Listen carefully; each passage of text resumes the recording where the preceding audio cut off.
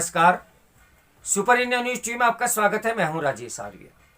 आइए देखते हैं आज का विशेष समाचार। विशेष से भी विशेष, आतंक की चिंतित करती चुनौती। कन्हैया लाल और उमेश कोले की हत्या के आरोप पत्र उनके लिए चेतावनी है, जो इन हत्याओं को हल्के में ले रहे थे। नुपुर शर्मा विवाद के बाद दो हत्याओं ने पूरे देश में सनसनी फैला दी थी। अब उनसे संबंधित आरोप पत्र न्यायालय में प्रस्तुत किए जा चुके हैं। महाराष्ट्र के अमरावती में उमेश कोले और राजस्थान के उदयपुर में कन्हैया लाल की हत्या से संबंधित आरोप पत्रों से स्पष्ट हो जाता है कि ये तत्कालिक गुस्से में की गई हत्याएं नहीं थी। हत्यारे और हत्या की साजिश रचने वाले कट्टरपंथी इस्लामी विचारधारे वाले समूहों से जुड़े हुए थे। कोले की हत्या में राष्ट्रीय जांच एजेंसी यानी एनआईए ने पाया कि सभी आरोपित तबलीगी जमात से जुड़े थे। तो कन्हैया लाल के हत्यारे दावते इस्लामी से ये आतंकी मॉड्यूल की तरह काम कर रहे थे। कन्हैया लाल की हत्या में दो पाकिस्तानियों के भी नाम आरोप पत्र में है। वास्तव में ये आरोप पत्र उन लोगों के लिए चेतावनी जैसे होने चाहिए जो ऐसे जघन्य हत्याकांडों पर भी राजनीति कर रहे थे। कुछ लोगों ने यह कहकर इसे हल्का करने का प्रयास किया कि नुपुर शर्मा की पैगंबर साहब पर टिप्पणी से गुस्से में आकर उन्होंने ऐसा किया होगा। हालांकि सामान्य अवस्था में इस तरह कोई गला नहीं काटता।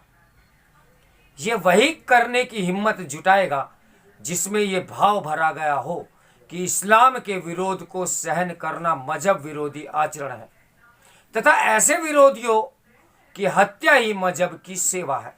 ऐसा वही कर सकते हैं जो पुरजोर तरीके से यह नारा लगाते हैं कि गुस्ताख रसूल की एक ही सजा, सिर तन से जुदा, सिर तन से जुदा। इन दोनों हत्याओं की अभी तक हुई जांच के आधार पर प्रस्तुत आरोप पत्रों ने इस बात को सच साबित किया है। अमरावती में उमेश कोले की हत्या 21 जून तथा उदयपुर में कन्हैया लाल की हत्या 28 जून को हुई थी। कन्हैया लाल की हत्या उसकी दुकान में दिन दहाड़े घुसकर की गई और हत्यारों ने उसका वीडियो भी जारी किया था। वीडियो ने लोगों को आतंकित कर दिया था। वहीं उमेश कोले जब अपनी दुकान से लौट रहे थे तो दो बाइक सवारों ने उनका पीछा किया, उन्हें रोका और धारदार हथियारों से गला काट दिया। उस समय अनुमान लगाना कठिन था कि क्या वाकई नुपुर शर्मा विवाद से जुड़ी हत्या है। बाद में हत्यारों की गिरफ्तारी के साथ मामला खुला। दोनों जगह पहले राज्य पुलिस ने जांच आरंभ की, लेकिन इसमें कट्टर इस्लामी आतंकवाद की भूमिका सामने आने के साथ मामले एनआईए को सौंप दिए गए। एनआईए के आरोप पत्र में लिखा है कि ये कट्टरपंथी ही थे और भारत के भीतर और बाहर प्रसारित किए जा रहे ऑडियो वीडियो संदेशों से प्रेरणा लेते थे। उदयपुर मामले से जुड़े आरोप पत्र में हत्यारों रियाज अंसारी और गौस मोहम्मद के अलावा जिन 9 लोगों को आरोपित बनाया गया है उनमें 2 सलमान और अबू इब्राहिम पाकिस्तान के कराची के रहने वाले हैं। दोनों कई व्हाट्सएप ग्रुप के एडमिन थे जिनमें भड़काऊ मैसेज आते थे। रियाज और गौस उससे जुड़े हुए थे। दोनों मामलों की आरंभिक जांच से जितने तथ्य सामने आए उससे अनुमान लग गया था कि ये कोई सामान्य मामले नहीं है। आखिर कन्हैया लाल का दोष क्या था? उसके बेटे ने मोबाइल फोन पर एक पोस्ट शेयर किया जो वायरल हो गया था। उसे जब धमकियां मिली तो उसने माफी भी मांग ली, लेकिन धमकियां आती रही और उसकी हत्या हो गई। इसी तरह उमेश कोले ने नुपुर के समर्थन का एक पोस्ट साझा किया था। आरोपियों में से एक यूसुफ खान उमेश कोले का अच्छा दोस्त था। उसी ने उमेश के पोस्ट को वायरल किया था तथा हत्या की साजिश रची। इसके लिए बैठकें हुई, उनमें तबलीगी जमात के विचार रखे और तय किया गया कि उमेश कोले नबी का अपराधी है और उसकी हत्या आवश्यक है।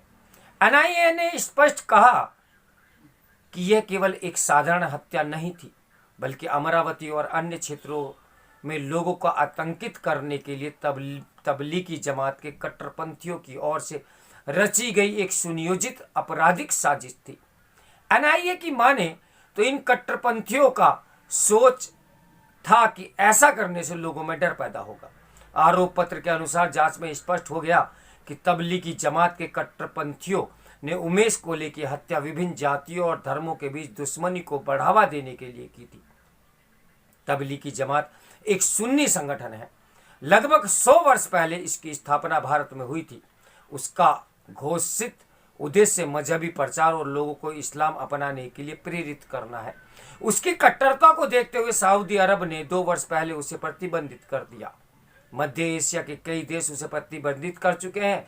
इस समय जमात का सबसे बड़ा केंद्र भारत ही है। प्यू रिसर्च के अनुसार दुनिया भर में उसके करीब 30 करोड़ सदस्य या अनुयायी बताए जा रहे हैं। भारत के अलावा पाकिस्तान और बांग्लादेश उसके मुख्य केंद्र हैं। उमेश कोले की हत्या जैसे जघन्य वारदात तबलीगी जमात या एक दूसरे समूह से जुड़े लोगों के लिए एकमात्र अंतिम मामला नहीं होगा। इसीलिए इस आरोप पत्र के आधार पर आवश्यक हो गया है कि विस्तार से इनकी जांच हो।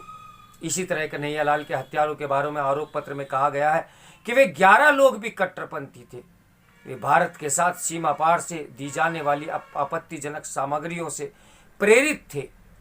इससे यही सच एक बार फिर साबित होता है कि भारत के अंदर मजहब के नाम पर उन्मादी हो चुके लोगों का समूह सक्रिय है। उसे देश के बाहर या अंदर के संगठनों, लोगों और विचारों से प्रेरणा मिल रही है। इसलिए देश को विचार करना होगा कि इस स्थिति को खत्म कैसे किया जाए। अगर उनका खात्मा नहीं हुआ तो ये आगे बड़ी वारदात करने से भी नहीं हिचकेंगे। तो मेरे साथ बने रहिए सुपर इंडिया न्यूज़ टीवी के ब्रेकिंग न्यूज़ के लिए। नमस्कार, मैं हूं राजेश आर्य।